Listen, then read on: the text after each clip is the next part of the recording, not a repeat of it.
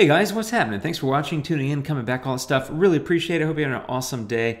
And in this video, I'm going to talk about, or actually walk through a workflow of a sunrise photo I took here in Austin. It's actually an older photo, but I edited it recently here in Luminar 3, and I made quite a drastic difference in it. And I mean, it's kind of overdone. It almost looks a little bit HDR, even though it's a single exposure. But I kind of liked it. I threw a dozen filters at it, which is usually... not usually, that's more than I normally do. I usually don't do that many, but anyway, let me show you the photo. So here it is. As I said, it was a nice sunrise, had some interesting clouds. I was over on a little bridge. You can see part of the skyline here. Anyway, that's how it started, and that's how it finished. And wow, I mean, that's like a major difference. Like I said, it looks very HDR, but it was all done in Luminar. So let me turn off all these filters, and we'll walk through the workflow and get her done. So let's go. Okay, here we are in the editing panel, and let's see here. Well, that's the base photo with a minor adjustment or two in a raw develop. Mostly I added some contrast.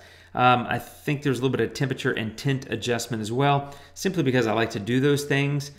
There's the before and there's the after. Aha, you also noticed I did some lens distortion correction, and that was 35 on that slider. So there we go. You know, I came from, a dark photo that's not super colorful to a dark photo that's still not super colorful, but a little bit different colors than I had. Anyway, it doesn't matter.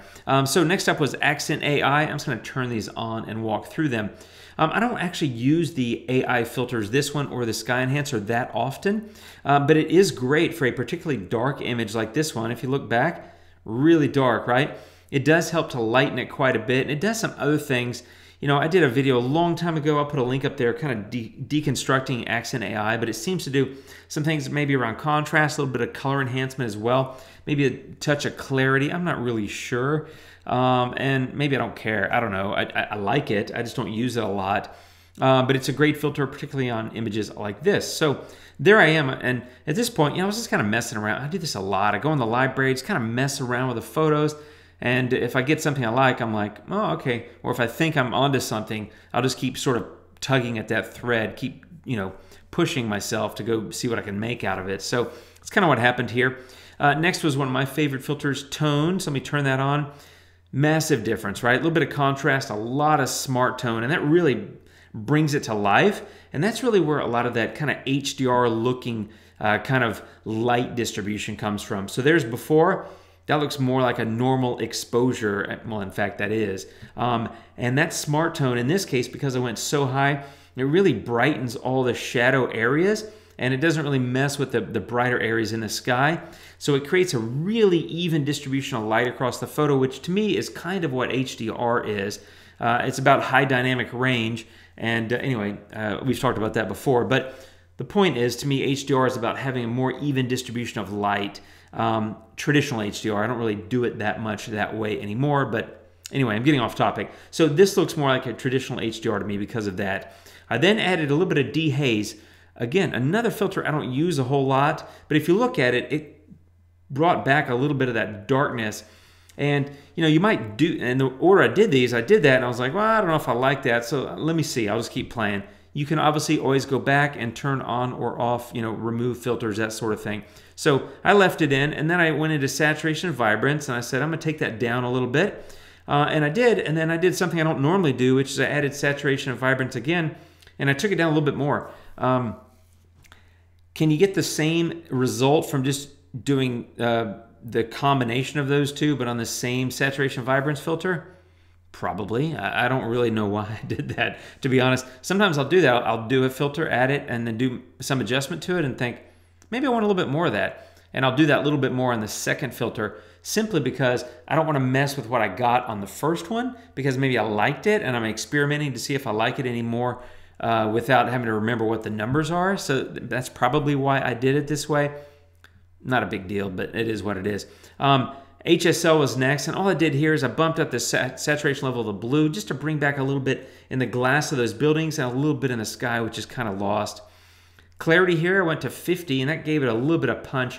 And what clarity does, it's kind of like edge contrast, so it creates a little bit of depth in the photo, which I like. This photo in particular, I think, has some depth in it because you're basically on a walkway and, you know, that sort of thing. So I kind of wanted to accentuate that. Details enhancer I used, and I hit a little bit of small and medium, which I don't normally use that filter a whole lot, but I did anyway. And then I did my favorite thing, which is negative structure, which was just going across the sky, which I can show you. I'll show you that mask. There you go. I mean, kind of a sloppy job. I can paint in a little bit more there. But anyway, I just painted in negative structure to the sky, simply just to remove some of the crispness, because if you look at it before, the clouds were kind of like that, but when I brought up the details, which I did globally, I didn't do that filter selectively, which I probably should have, but it amped up a little bit of the detail in the sky. I'm one that doesn't really want a lot of detail in the sky. I like smooth skies. These clouds were a little bit choppy and sort of structured anyway, so I took this negative structure and applied it to sort of bring that down and create a little bit more smoothness. So that looks, to me, it's more pleasing to the eye, I guess is the best way to put it. Then it was color balance, and that's where I made a fair shift in the look of the photo, right? So I did that, and there it was shadows, a little bit midtones and highlights. So let me show you one more time. There's the before and the after. And then the last one was just a nice pop of golden hour, and boom, there we go. And that gets me really to my final photo. And golden hour, I tend to do a lot in my sunsets and sunrises like this because they can, or hopefully are, kind of golden. In this case, and in actually most cases, I'll save that filter as kind of a final filter for color, if you will, because it does apply kind of a nice warm golden glow across the whole photo. Now, you could apply a luminosity mask, you could apply a brush mask, things like that to selectively enhance it. But to me, the golden tones of a sunrise or sunset, they're going to kind of wash over the entire scene. And so I'm okay with it just being applied globally. So there it is before, and there it is after being applied globally with golden hour. And that's kind of, like I said, to me, it makes sense that it would wash over the whole scene. And I kind of like that about golden hour. And so I didn't want to mess with it by brushing it in any kind of selective way. So what did I do? I went from that to that, right? So what I did give up is a lot of blue in the sky. A lot of that is the desaturation that I used. But in this case, as you can see, the sky, it's a lot more warmth in it. And I was kind of, and let me show you the before. There's the before fully and the after. Lens distortion helped as well. As you can see, the buildings are kind of bowed a little bit, and now they're much straighter. But the golden hour, I liked that warm golden look across the whole thing, including the sky. And personally, in my skies, I tend to do a lot of blue in the skies. So for me, this is also a way to sort of do something a little bit different and perhaps a little bit more creative for me. And that was just to leave that golden tone kind of everywhere. But that's how it worked one more time, before and after. And that's what it was today, my friend. So thank you for watching. I hope you got maybe a couple of tips out of some of these filters and the way I use them. And that's it. So thanks for watching. I'll see you soon. Take care. Have a great day, and adios.